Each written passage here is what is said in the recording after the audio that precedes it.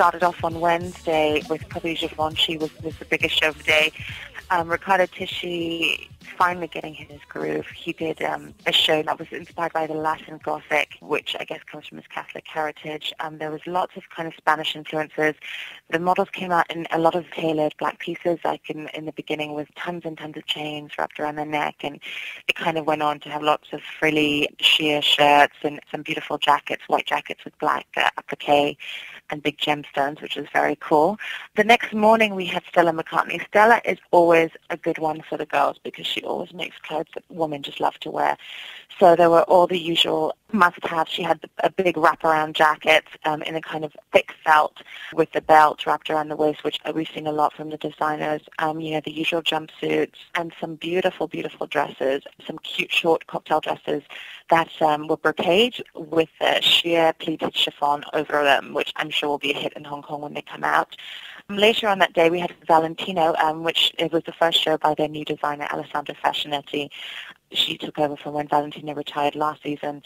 And she actually did a very respectful tribute. There was, all the usual details, the flounces, the frills, the show-stopping red gowns. But at the same time, she really went ahead to modernize the house with some beautiful military-inspired suits, but still with, all the couture details with the draping.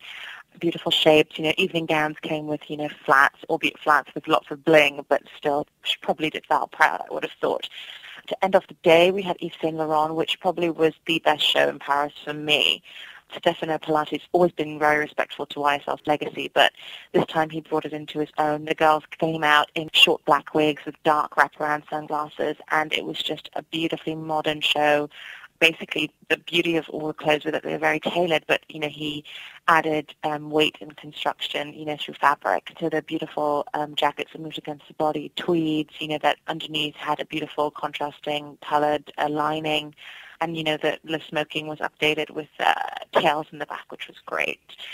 Chanel kicked off Friday morning. Karl Lagerfeld had a big carousel in the middle of the show. Instead of horses, he had, all the Chanel icons, so the handbag, the cuffs, the pearls. It was a very modern show as well. He had, the tweed suits were there, but instead of being prim and proper, they had like distressed areas, like in the elbows. The fabric was kind of all sheared. He had some beautiful long black jumpers paired with distressed and torn denim mini skirts. There's a bit of a bondage theme as well, with some beautiful long dresses with leather strips kind of crossing over the front of the torso. There were no bags in the show, which was great, because I guess the designers are kind of going back to basics, which is nice to see. Chloe Hallowell Anderson did a little bit more to bring the house forward. It was very Chloe, lots of chiffon and plenty of embellishments, including fur embellishments, which I'm sure will go down well in Hong Kong. At Hermes, Jean-Paul Gaultier took a more kind of elegant stance, unlike his own show, which had loads of fur. He had lots of beautiful tailored pieces as well, very luxe in the Hermes fashion, cashmere and leather. But he added a bit of color with some Liberty-style paisley prints and fringes on, the ends of skirts, asymmetrically cut, which was a nice touch to the show. The last day were all the big guns, but two of the best were probably the Louis Vuitton show, which started almost on time, which was a big shock. And Marc Jacobs kind of did a different thing this season. The color palette was very icy. It was like icy colors, like icy blue, like a pale green, a pale pink. But he focused a lot on the hips, adding a lot of volume from the hips, but not from front on, from the side, basically where he pleated and draped the material so it kind of looked like a bustle hanging out from the side, which was quite cool. Probably the final show and the big show was Lanvin, which of course was always beautiful. Albaz always does a beautiful job.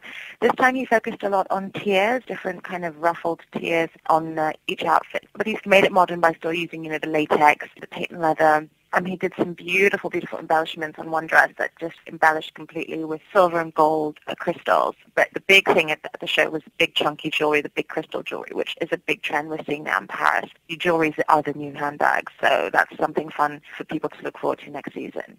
So to round off the week, I think this wasn't as exciting as past fashion weeks, but it is for winter. But there was a lack of color this season, but saying that the designers tend to go back to the important thing, which were the clothes.